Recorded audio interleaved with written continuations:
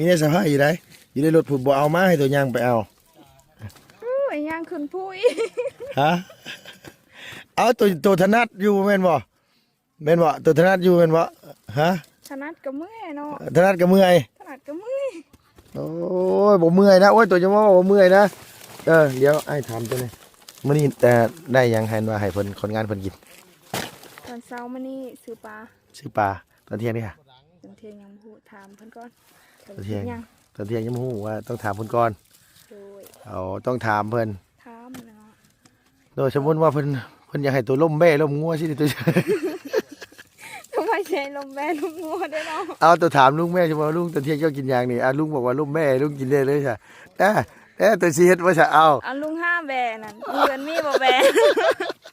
คันว่าลุงหาเห็นก็สิขาให้กินเลย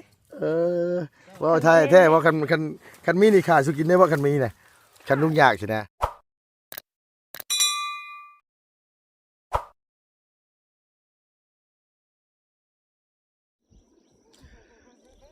น้องพี่น้องเปิดคลิปมาทำกลางบรรยากาศยามเศร้าๆเลยนะพี่น้องตอนนี้ก็อยู่ป่ามันนองให้พี่ให้น้องเบิ่งบรรยากาศช่วงเศร้าๆนะพี่น้องอยู่ที่สวนมันน้องกองมีพี่น้องเอ้ยหน้าสาวของน้องจะดีเพิ่นจ้างคนมาอันว่าปลูกมันพี่น้องเนาะพวกนี้ก็ได้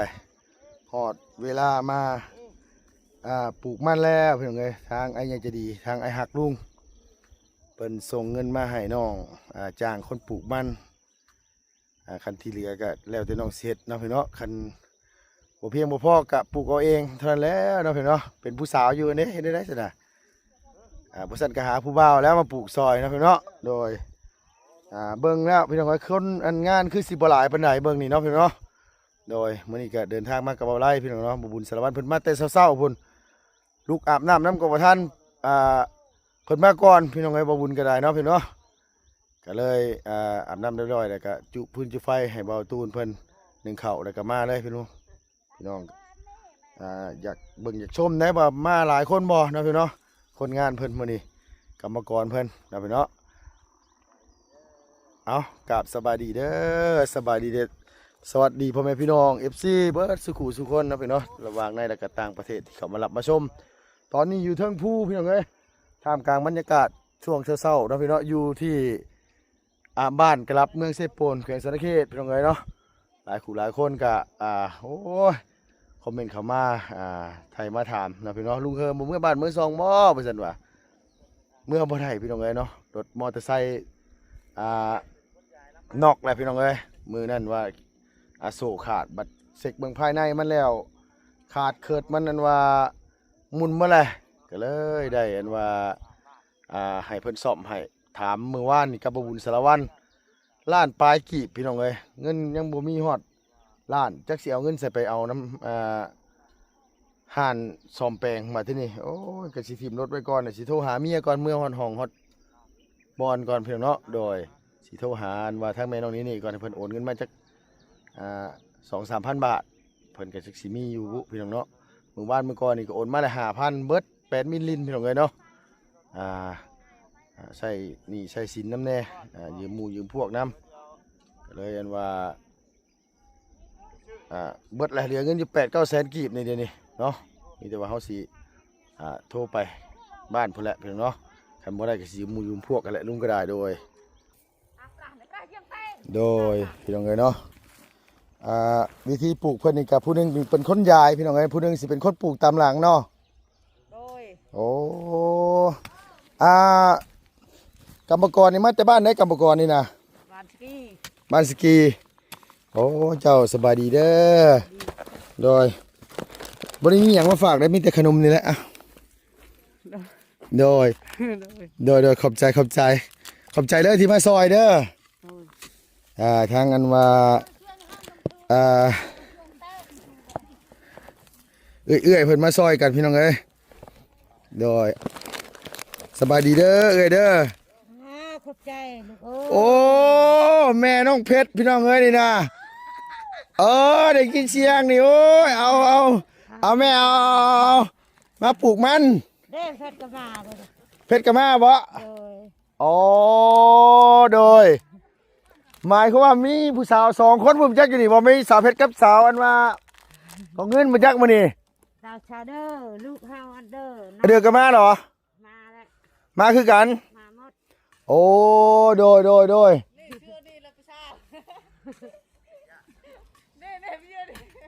ไผนั่นในเพชรบ่นั่นน่ะใช่เพชรสิใช่เพชรอ่ะ พัดเอ้ย โอ้โดยโอ้แข็งโอ้สาวเพชรก็มาเฮ็ดเวียกพี่น้องเอ้ยเนาะมาปลูกมัน ลูกเอ้ย โดย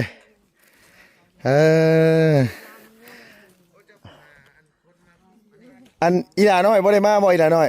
เวลาน้อยไปเลี้ยงล้านมันอยู่บ้านกะลกนักเอ้ยมัน โอ้ไปเลี้ยงหลานอยู่บ้านกระลุกพุ่น โดย โดยได้ยินเสียงจำได้เลยพี่น้องเอ้ยแม่อันสาวเพชรโดยผู้หนึงสิเป็นคนนำมันว่าโยนนำมันให้คนหนึงก็สิเป็นคนซับปลูกไปตามหลังโดยเจ้ามาจากบ้านไหนเจ้าเอ้ยน่ะ มันสกี้ บ้านสิกีคือกัน เฮากับแม่นั่งคิดเพราะว่าเห็นนั่งคิดน่ะ โอ้โดยแม่ทางอันนี้คือสิแม่น้องสาวเพชรพอดีอะไรขนมมาเดี๋ยวโอ้ยมาปลูกมันมานี่เดี๋ยวเจ้าน้องสาวล่ะบ่ได้มา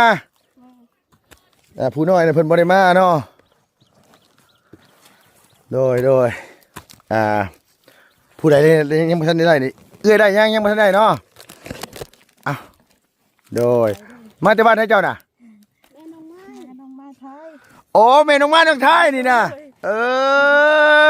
มีแต่คนหูจักทั้งนั้นเลยพี่น้องเอ้ยนี่นะเนาะมื้อนี้ไปมากันซำนี้บ่มื้อนี้มากันซำนี้บ่หมายความว่ามันบ่ค่อยมีคนหลายบ่หรือว่านี่ไหนเพิ่นมื้อนี้เพิ่นคือจ้างน้อยคนแท้อันนี้ก็เว้าลาวบ่ได้ค่อยเป็นนะพี่น้องเอ้ยนี่ก็ได้สิงึกหัวไปนำมีซื้อได้นี่ก็ได้แม่น้องไม้น้องท้ายนี่ก็ได้น้องไม้น้องท้ายไปหาน้องไม้มื้อนี้เนาะไปหาบ้างแม่น้องไม้น้องท้ายไปหาบ้าง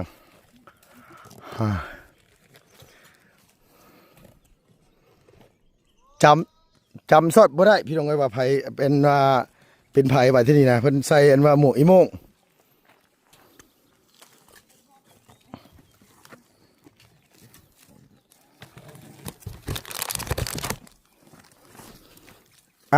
ขนมซื้อมาฝากโดย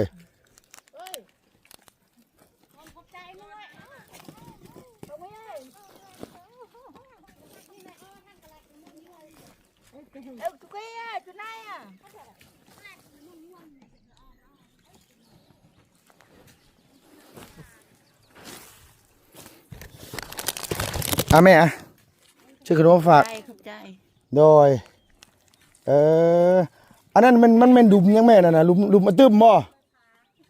ลุมระเบิดบ่โอ้โดยยังภายในบ่ได้ขนมนี่ยังภายในบ่ได้ขนมนะหมวกเขียวได้ยังได้แล้วเนาะหมวกเขียวนี่เนาะได้เด้อเนาะโดย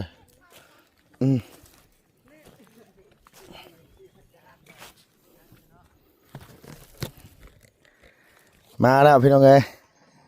โดยสบายดีฮะ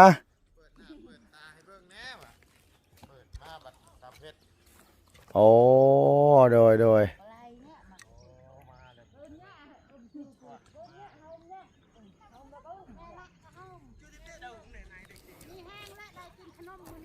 มีแห้งบ่เด้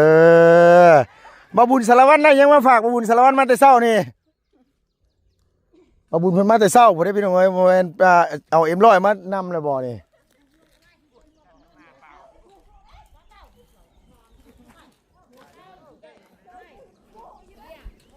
ทั้งพี่ทั้งสาวเพชรพี่น้องเนาะเพิ่นมาปลูกมันมานี่โดยเนาะ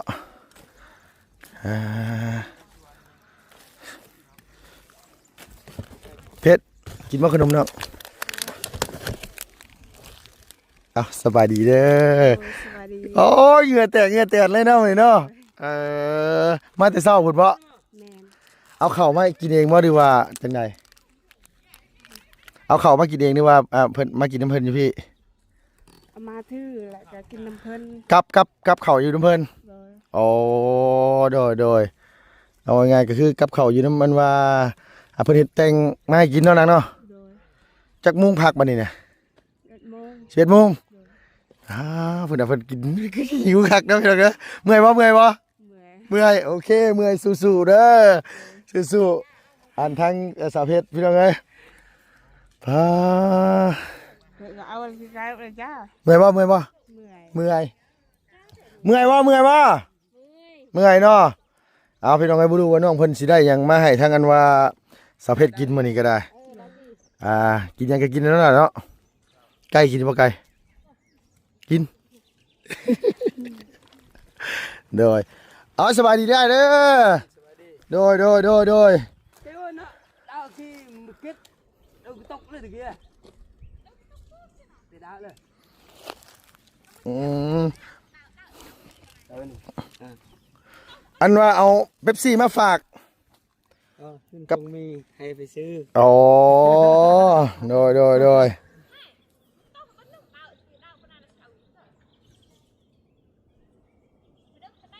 ตัวจะว่าภาษาบ้านตัวนะ ว่าภาษาบ้านอันลุงเนี่ยเป็นยังเนี่ยนี่นะ โอ้มันให้ก็ไปส่งน้ำอีกจักหน่อยเนี่ยให้ไปเทาะเนี่ยลายแล้วน้ำอยู่นี่ อ๋อโดย น้ำแต่เฮือนมานี่ อ๋อเฮ้ยน้ำคือหลายเนี่ย เราให้มาอีกตกนึง โอ้โดย ก้อนเลย มันห้อนเนาะ มันนอน โอ้ทางพี่เพิ่นกำลังมาเก็บลำมันอยู่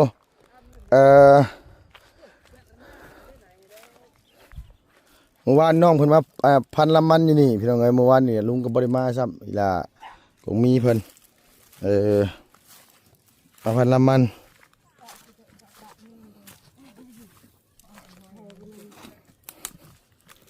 มาแต่สกีเบิดเลยบ่เอ้ยโอ้โดยมาแต่บ้านสกีมาจากคนก่อน7 คนหมายเขามว่าคันมื้อนี้บ่แล้วมื้ออื่นเพิ่นจ้างก็มาใหม่บ่มาเนาะอ๋อโดยคันเพิ่นบ่แล้วมื้อนี้ก็มื้ออื่นเพิ่นจ้างก็มาใหม่อีกเนาะเพิ่นให้วันเท่าไหร่เอ้ย 100,000 มื้อละแสนเนาะอ๋อก็เฮ็ดไปเนาะเอ้ยเนาะมันบ่มีเฮ็ดยามนี่เนาะ บ่มีงานเฮ็ด มื้อละแสนก็สู่ไปแหละมากินกับข้าวเพิ่นแต่งให้เนาะอยู่พี่เนาะยังบ่ได้ไปถามมันนกสาลาอยู่เด้อพี่น้องเพิ่นสิแต่งหยังมาให้กินนี่เพิ่นมีหยังบุมาให้ทั้งเอื้อยๆเพิ่นกินพี่น้องเอ้ยเนาะเช้านี่ก็กินปลาเลย เช้านี่กินปลา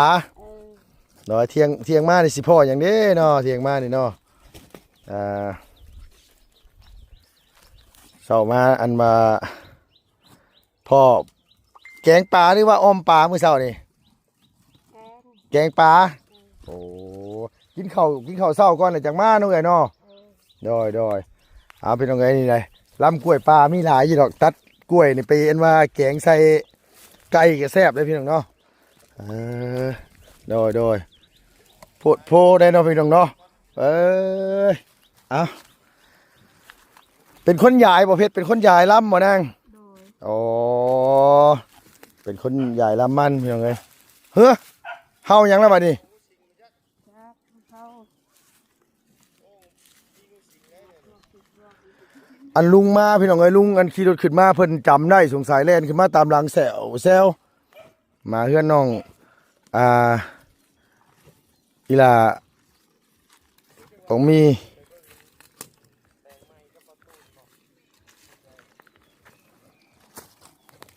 แม่น้องไม้น้องท้ายแล้วก็แม่น้องเพชรน้องเพชรแล้วก็อีหล่าอันอิหยังน้องอย่างเด้พี่น้องไอ้ลุงก็ลืมเลยชื่อหยังวะ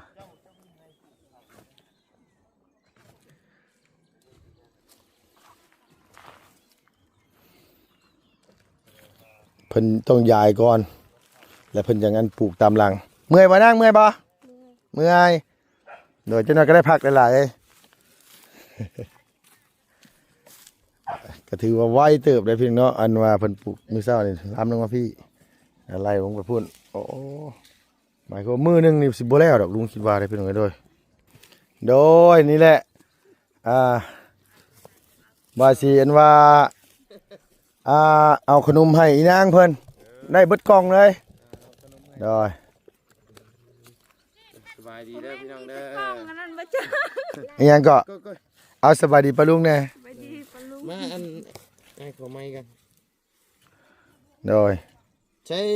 มื้อนั้นคือเห็นใช้ไม้อยู่ลูก ก้นโทรศัพท์มันใส่บ่ได้อีกเลย ใช้บ่ได้อีกเลย โดย ลุง โดย อาหารเช้า ไม่หยังขี้เล็กนี่บ่ โดย จะเว้าได้เเฮ็ดให้น้องนุ่งกินแหน่ บ่อย่ามานี่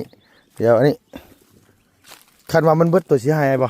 เป็นเชฟแล้วเนาะ เนาะคันมันเบิดตัว ให้แล้ว หาย บ่ได้กิน บ่ได้กินน้อยใจ ลุงบ่ได้ให้ค่อย เอามันเบิดเลยนางมันบ่พอกันหน่อยๆมันบ่คู่กันซ้ำค่าโตวผู้เดียวได้เลยน่ะ บ่เป็นหยังไป เอาน้อยใจอีกแล้วหมอนี่เนาะใหญ่เป็นสาวเลยก็ยังน้อยใจอยู่บ่ได้กินขนมมื้อซึกอะแต่ว่าลุงมีแนวให้โตอยู่นะอยู่ในรถพุ่น เลี้ยงลูก ฮะ เลี้ยงลูก ตัวได้หลายกว่าหมู่ก็ได้กันนะอยู่รถผู้สิสะพายตัวซื่อๆหรอก ไผปลูกมัน ฮะเอาแท้เลยมีได้สะพายอยู่ได้อยู่ในรถผู้บ่เอามาให้ตัวยางไปเอา อู้ยย่างขึ้นผู้อี ฮะเอาตัวถนัดอยู่แม่นบ่ตัวถนัดอยู่แม่นบ่ฮะ ถนัดก็เมื่อยเนาะ ถนัดก็เมื่อย ถนัดก็เมื่อย โอ้ยบ่เมื่อยนะโอ้ยตัวจะว่าบ่เมื่อยนะเดี๋ยวไอ้ถามตัวนี้มื้อนี้ได้หยังให้ว่าให้เพิ่นคนงานเพิ่นกิน ตอนเช้ามานี่ซื้อปลา ซื้อปลาตอนเที่ยงนี่ค่ะ ตอนเที่ยงยังบ่ฮู้ถามเพิ่นก่อน ตอนเที่ยง ยัง ตอนเที่ยงยังบ่ฮู้ว่าต้องถามเพิ่นก่อน โดย เอาต้องถามเพิ่น ถามเนาะ โดยสมมุติว่าเพิ่นอยากให้ตัวล่มแบ้ล่มงัวสิตัว ทำไมใช้ลมแม่ลมงัวได้เนาะ เอาตัวถามลุงแม่ใช่บ่ลุงตอนเที่ยงเจ้ากินหยังนี่ลุงบอกว่าล่มแม่ลุงกินได้เลยใช่ตัวสิเฮ็ดว่าจะเอา เอาลุงห้าแบนั่นเพื่อนมีบ่แบ คันว่าลุงหาเห็นก็สิขาให้กินเลย ว่าไทยแท้ว่าคันมีนี่ขาสุกินได้ว่าคันมีน่ะคันลุงอยากใช่นะ ขากิน เย้ คะแนนว่าลุงบ่อยากคะแนนบ่มีแบมีงัว แต่นี่บ่มีเด้ โดยได้เพิ่นมาเฮ็ดเวียกนำจักคนบ่นะ คน7 คน 7 คนมันมีสำนีบ่ดูวันนี้ได้ มันมีสำนี่ไปถามบ้านน้องแดง เขาว่าเขาขาทางให้หมด ค่าทางให้มาเลยก็เลยได้มาสำนี้ ก็เลยมาสำนี่อันนี้ก็ไปหาอยู่บ้านสกี้มี อ๋อเมื่อคืนนี่ไปหาบ่ นี่คือ เจ้านำบ่ไปหา คอยกับแม่ไป อ๋อเจ้ากับแม่จะไปโดยคันมันบ่แล้วมื้อนี้หมายความว่ามื้ออื่นก็ต้องจ้างต่อมันบ่นะ มือกับจางต่อ คันว่ามันบ่แล้วมื้ออื่นก็มื้อจ้างต่ออีก จางต่อ เนาะ เอาหมดเงินหาล้าน โดยเอาคันเพิ่นกินหาล้านเดี๋ยวสิเอาใช้ถังให้ ทางเอง ทางเอง ทางบ่ไหวก็แล้วบ่ได้ให้น้ำเข้า ให้ลุงไปซอยบ่ อ้าวก็ยากเลยเนาะ อยากบ่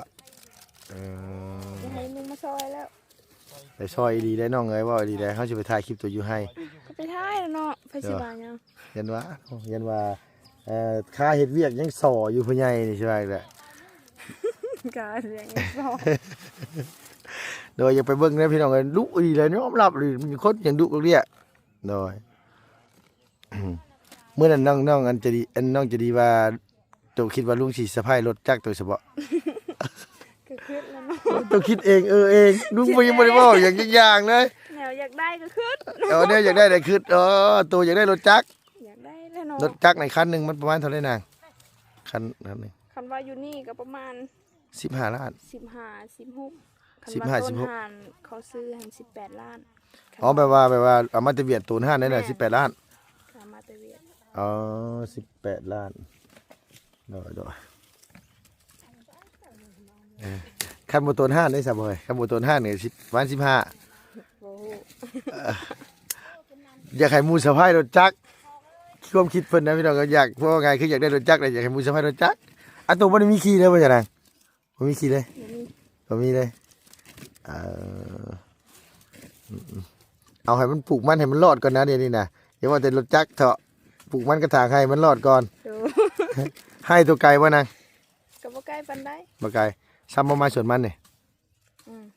ก็มีแหละ ประมาณนี้เนาะแต่มันไปคนละทาง ไปคนละทาง อ๋อ แต่ส่วนมันนี่ขึ้นพูดหน่อยนึง สวนมันขึ้นภูนิดนึงแต่ว่าให้บ่ได้ขึ้นภูให้ลงภูอ๋อให้ลงภูแต่สวนมันนี่ขึ้นภูลงภูดีกันนะเขาสิได้จอยหน่อยนึงเขาก็บ่อยากเจาะเขาก็บ่อยากตุ้ยปานใดเดี๋ยวนี้ อยากตุยก็บ่กินข้าว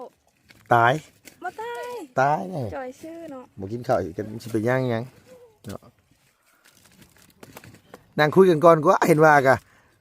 หอบได้เลยสิไปหอบได้เลยสิไปบ่คิดเบิ่งกันน้ำหนักกันหลายจังนี้เลยอันนี้เนาะน้ำเพชรเนาะ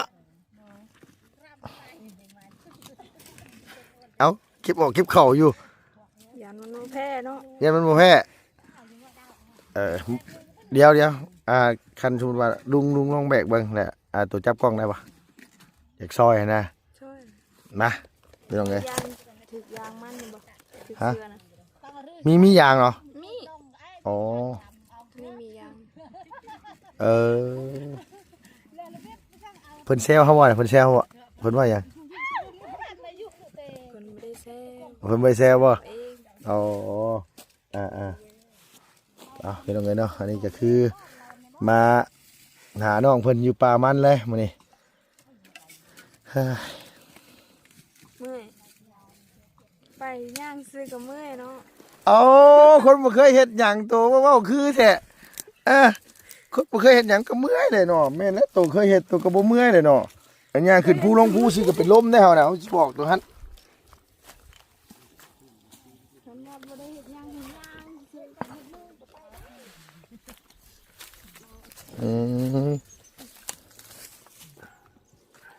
พุ่นน้องหมาเฮาแซวอยู่บ่แม่นเฮาอันตัวหนูบ่จักบ่แม่นบ่ฮะเฮาตัวหนูแล้วแม่นบ่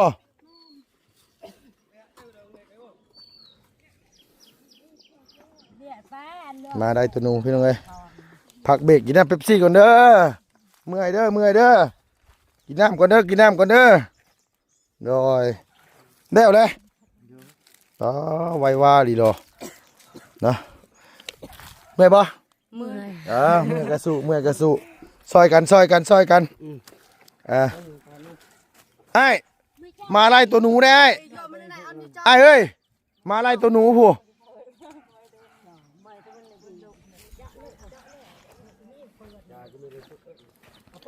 แม่นบ่กงมีมาไล่ตัวหนูบ่นางมาตัวมานอยู่บ่มาโอ้ถึกมีคนพาไปนะมานอยู่เนาะลุงก็มักไปป้าคือกันในนางไง มักไปป่ะย่างขึ้นภูสวนมันนี่ก็ว่าเมื่อยแล้ว เอาสิบ่ให้เมื่อยเลยบ่คนเคยกับคนบ่เคยหมอนี่ตัวเคยตัวก็บ่เมื่อยแหละเฮาบ่เคยเฮาก็เมื่อย เขาก็เมื่อยกัน โดยขึ้นพุ่นแล้วก็ย่างตามเลาะผู้พุ่นพี่น้องเอ้ยสิมีแนวให้เพิ่นอยู่ในรถฮะบ่ซั่นก็ใกล้สิเที่ยงแล้วตัวต้องเมื่ออันว่าแต่งกินให้เพิ่นกินแล้วนี่นะไผแต่งกินนะเจ้าบ่แต่งกินนะเจ้าแต่งกินเนาะพอดีแล้วเมื่อแต่งกินให้เพิ่นจังเมื่ออันจังขึ้นไปเอาเลยนั่นน่ะเนาะขนาดว่าปลูกมันก็ยังอ๋อพี่น้องเอ้ยมื้อนี้อ๋ออีหลีขนาดเลยเศร้าเลยยังอ๋อนี่ อ๋อสิได้พัวมันเข้า โอ้ยตัวยันบ่ได้สะบ่ยันบ่ได้สะบ่ผัวน่ะได้แท้ๆแหละผัวน่ะ บ่ได้ย่าน อยากได้นี่ยังอยากได้ยัง เอาไว้อยากได้นี่ย่านนั้น เอา พัวมันบ่ได้ย่านแต่ก็ย่านอยู่แต่บ่ได้ย่าน ย่านอยู่แต่บ่ย่านตัวหมายความว่านี่แหละนางบ่ตัวสิให้เฮาฟัง เข้ามาสิบ่ได้พัวนั่น อ๋อย่านบ่ได้ผัว บ่แม่น เอ้า บ่ย่านบ่ได้พัว เอาเลยย่านแบบได้ซะบ่ได้บ่ย่านแบบได้ซะ นี่ย่านบ่ได้เฮือนสองย่านบ่ได้รถ 1น่ะย่านบ่ได้เฮือน แม่น 2น่ะย่านบ่ได้รถ3นี่ผัวนี่บ่ได้ย่าน พัวบ่ย่านนะ ก็ได้สิย่านงามปานนี้ไผสิย่านเนาะ บ่ได้ก็บ่เป็นหยังผัวนั่น ตัวอย่าเว้าว่าบ่ได้ก็บ่เป็นหยังตัวอย่าเว้าไผสิพาตัวเฮ็ดเฮ้ย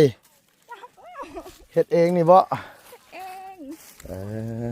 อ ย่านคือกันนะเนาะแต่ความคิดตอนนี้ยัง ใช่ว่าบ่ย่านซะ ย่าน ฮะบ่ ถ้าเอามาแล้วไปสิเบิ่งแยงเนาะ เอ้าสมมุติว่าตัวมีผัวเฒ่าได้ซะเอาสมมุติว่าตัวมีผัวเฒ่าตัวเอาผัวสมมุติว่าตัวมีผัวเฒ่าผัวตัวสิเบิ่งแย่งตัวได้บ่เฮาถามตัวเด้ ผัวเฒ่าก็บ่เอาเลยเนาะ ฮะ บ่เอาผู้เฒ่านะ บ่เอาผู้เฒ่าบ่เออใช่คือบ่ยายเท่านั้นลงมาพี่มันดูว่ามันยากกว่าบ่นางโอ้ยเฮ็ดให้น้องเพิ่นยากอีกเลยพี่น้องเอ้ยเออบืนขึ้นไปแล้วนะยังเสร็จยังสาวอยู่ฮะ ดุงเด้สมุดเด้อ โดย มีแล้วคันว่าบ่มีเมียนี่สิเอาบ่เมียเฒ่าอะ คันว่าชุนว่าบ่มีเมียเลยสิเอาบ่เมียมีเอาบ่เมียเฒ่า แม่สิเอาบ่ ฮะ เอาบ่เมียเฒ่านี่ คันว่าเฮาเห็นเฮาบ่ติว่าเฒ่าว่าคันสมมุติว่าลุงเห็นแหละลุงมักสินะลุงบ่ติดอกว่าเฒ่าบ่เฒ่า อันนี้ก็คือกัน เฮาเห็นแล้วเฮาถึกชะตาสินะ แม่น เฮาเห็นแล้วเฮารู้สึกว่าเฮามักเลยสินะ บ่สิเฒ่าบ่คือนั่นเนาะ บ่ติดอกเฒ่านมบ่เป็นหยังบ่ใช่ปัญหาตัวนั้นน่ะคันว่านุ่มบ่มักก็บ่มักเนาะ โดยคันนมเฮาบ่มักเฮาก็บ่มักมันบ่มักได้สิเนาะเฮ็ดได้ซะ ในใจมันบ่มักเนาะ แม่นแท้เลยล่ะใจมันบ่มักเฮ็ดได้ซะจังได๋ก็บ่เอานะผู้สาวคือกันงามก็คันบ่มักก็บ่เอาคือเก่าง ามก็เห็นอยู่งามแต่บ่มักเนาะ แต่บ่มักสินะ มักคนขี้ลาย มักคนที่ใจบอกว่าเฮ้ยคนนี้มันแมนสินะน้องมันแบบมันคุยกันมันนู่นนี่นั่นแหละมันรู้สึกดีน้ำสินะจากเอานะสำหรับลุงหรอกว่า แต่คนอื่นลุงโมโหโดย คือกันเหมือนเฮา คือกันบ่ คือกัน บ่แตกต่างกันดอกนั่นเนาะคนเนาะ คนก็คือกันหมดแล้ว โอ้ยบางคนก็น้องเอ้ย บางคน มา ก็ ตัวมาต้มกันซื้อก็มีเฮ้ย นี่ นั่นแหละจังว่าหั่นน่ะ ผู้หญิงผู้ชายก็มีหมด บางคนก็จิตใจดีอีหลีก็มีบ่ลงไปกินน้ำน้ำเพิ่นบ่ ยังบ่ทันอยู่น้ำ เราคือตัวน่ะ คิดว่าอยากให้แล้วไว้ก็ได้ คิดอย่างให้แล้วไว้แต่พอมื้อนี้ตัวคิดว่าบ่แล้วก็เรือบ่หลายเนาะนางเนาะ อืม พอเพิ่นนี่เพิ่นปลูกแล้วบ่ได้พี่น้องเอ้ยจนว่าเพิ่นก็ไล่ขึ้นมาพี่เข้าเดียวก็แล้วแหละพี่น้องเอ้ยพอดีว่า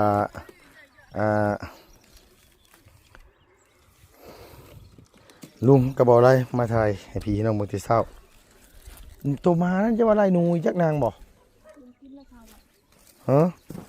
ยังนั่นล่ะยังนะยังบ่ทันกินครับยังบ่ทันกินเลยคนมีสำนีหรือบ่นาง อืม สำนีเนาะ7 คน8ทั้งแม่ เก้าทั้ง9 คนอ๋อโดยไปลงไปนั่งก่อนแป๊บนึงอยากเลี้ยวไว้แทบหมอนี่ ให้สิบอยากแล้วไว้นะ คือบ่ใส่เกือบละมานะ ใส่เกือบหยาบ อย่างยาก อืม สมมุติว่าตัวได้ผู้เฒ่าในเมืองนี่นะ อ้าวยังถามว่า สมมุติว่าตัวได้ผู้เฒ่าในเมืองนี่เนาะเขาบ่เคยเฮ็ดสิตัวสิพาเขามาเฮ็ดสินี่ตัวคิดว่าเขาสิอยู่กับเจ้าได้บ่ จัก ฮะ เขาไปอยู่กันแล้ว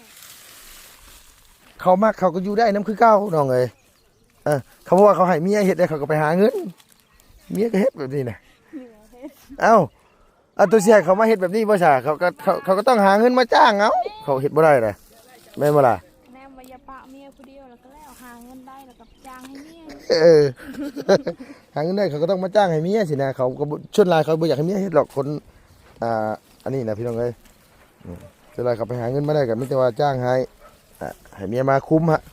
มาคุมงานซื่อนั่นแหละดุขนาดเลยมีหลายคนเขาเจ้าว่าผู้สาวผู้ชายคนงามกับงามคือว่าดุแท้สมัยนี้แทบจะบ่ค่อยมีเลยได้คนดุคือเจ้านางเอ้ย ใส่มี เหล้าเบียร์ตัวกินอยู่บ่กองมีลุงถามมาดิ บ่กิน เหล้าเบียร์บ่ได้กิน บ่อยาก บ่อยาก คันกินเบียร์จอกนึงหน้าแดงหมด หน้าแดงเลยโดยก็กระโตกันแดงหมด กระโตกระแดงโดยดุดีดอเลยพี่น้องยอมรับเหล้าเบียร์บ่ได้กิน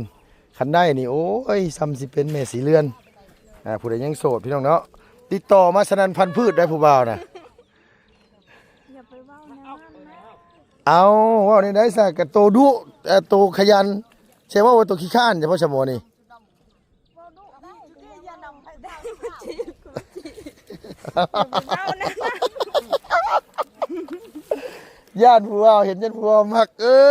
ยบ่ไหวเด้อกันนี่น่ะโดยเอามีแต่ว่าจักหน่อยมื้อแต่งกินบ่นี่จักโมงสิมื้อแต่งกิน 10 โมง 10 โมงเนาะโอเคโดยเมื่อได้ครับเพิ่นเฮ็ดท่าเนาะ Nửa bà chỉ nghe nó ra mưa kêu. สายตัวใดเฮาได้มาเลยบัดนี้ Đi này. Ông cứ à? นางจอตัวน่ะนางมันเห็นลุงมันเล่นตามหลังลุงมาแซวเมื่อกี้นี่ล่ะ มันก็มักลุงติ เนาะมันฮู้บ่จักว่าลุงใจดีมันเล่นตามหลังลุงแซวมาเมื่อกี้น่ะตัวมาก็ยังเล่นตามหลังมาพี่น้องเอ้ยเนาะโดยเอาโอเคซะนะไงสบายดีป้าลุงนี่ได้จักหน่อย ปลาลุง โดยน้องเพิ่นดุขนาดเพิ่นเนาะก็ถือว่าเป็นเด็กน้อยคนหนึงที่แบบว่าซอยพ่อซอยแม่ซอยเหือซอยแห้งได้นี่แหละก็ฮู้จักเฮ็ดจักทำนะพี่เนาะสิ่งแรกนะน้องจะได้เฮือนบ่ใช่ว่าสิ่งที่สองก็คืออยากได้รถจักรเพราะว่าหยังพี่น้องเอ้ยเงินจ้างส่วนมันนี่บ่อยากได้เพราะว่ามันพอแล้วคิดว่านะนี่นะบ่เคยสมมุติว่าเฮ็ดตัวนี้เบิดแล้วนี่อันว่านั่นน่ะสิไปทางเอง ทางบ่ไหวก็คือสิ ทางบ่ไหวเอาสิไปซอยนี่ Cho nghe tao con. อย่างนี้มาสิไปซอยยังเว้าอยู่ไปซอยแท้แหละโดยโตคิดว่าลุงบ่เคยทางป่าเฉพาะฮะ มาแท้เด้อ มาแท้บ่ได้เว้าโยกนะคนอันนี้บ่เว้าได้บ่เล่นนะพี่น้องเอ้ยเนาะเดี๋ยวสิไปเบิ่งบนทางป่าปลูกมันได้แล้วนี่เอาสำหรับคลิปนี้ขอบคุณหลายๆพี่น้องอยู่ดีมีแฮงเด้อไปแล้วพี่น้องเอ้ยบ๊ายบายนะ